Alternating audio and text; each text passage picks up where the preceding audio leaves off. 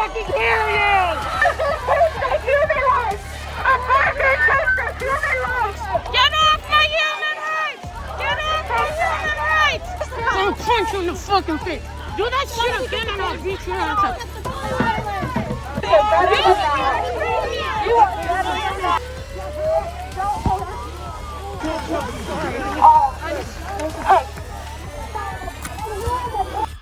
You know, a little part of me does admire pro-abortion advocates' unyielding commitment to their fight, even when all odds are against them. And by all odds, I mean science, logic, and any human decency. Since the leaked Dobbs v. Jackson ruling that would overturn Roe v. Wade, pro-abortion advocates have made one thing very clear. They will do absolutely anything to prevent women from getting access to free, life-saving, nonviolent options. Abortion activists have declared this the summer of rage to inflict violence against pro-life organizations and people. Rage. This is how they get their point across. Violence and rage. These people are pro one choice, abortion. And if you get in the way of that one choice, they will come after you. They have made this very clear. Their newest mantra is, if abortions aren't safe, neither are you. And pro-abortion advocates are standing behind this all across the country. In fact, Senator Chuck Schumer encouraged people to threaten those who disagree with them. A leader who should know better is literally enticing violence. I want to tell you, Gorsuch, I want to tell you, Kavanaugh, you have released the whirlwind, and you will pay the price. And these are more than threats. A man armed with a pistol, a knife, and other weapons was arrested near the home of Justice Brett Kavanaugh to kill the Supreme Court justice. Why?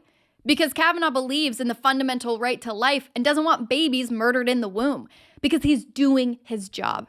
Our Supreme Court justices should not have to fear for their lives. They should not be bullied into voting a certain way.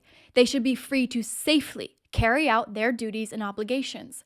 There is no right to abortion in the Constitution. However, there is the right to life. Roe v. Wade was the most devastating decision our Supreme Court has ever made, and it has cost us 63 million American lives. It is time this country finally acknowledges the intrinsic value of human life. Not only are pro-abortion advocates attacking individuals, they're also violently attacking pregnancy resource centers all across the country. Pregnancy resource centers save lives. Something pro-abortion advocates completely ignore is that many women don't want abortion. Little girls don't grow up dreaming of killing their children. Women choose abortion because they are scared, because they don't feel like they have the ability or resources to choose life.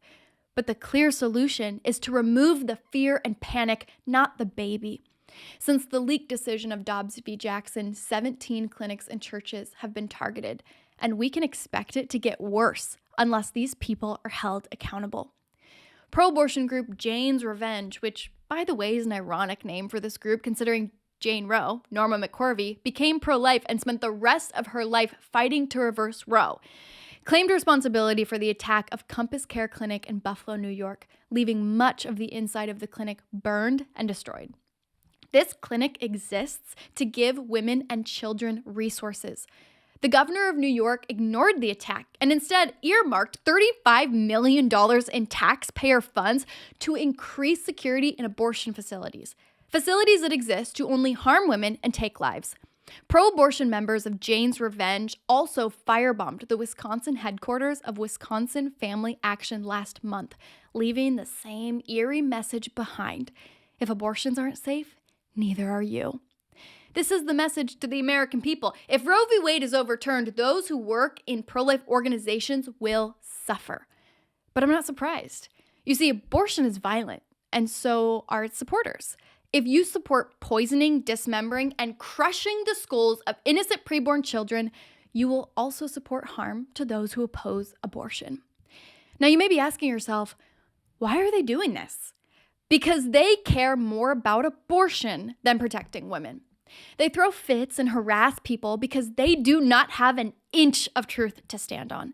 Science disagrees with them. Logic disagrees with them. Basic human compassion disagrees with them. This is their last card to play because they know their stance is indefensible. They're scrambling, and the only thing they can think of to fall back on is rage. Even 3-year-olds are taught not to use rage and violence to get their way. Will somebody please inform these people that their summer of rage will have consequences and that there is nothing loving, compassionate, or good about supporting the killing of innocent human beings?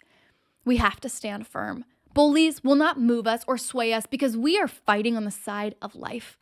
We can now clearly see a post-Roe America, and no amount of rage is going to change that.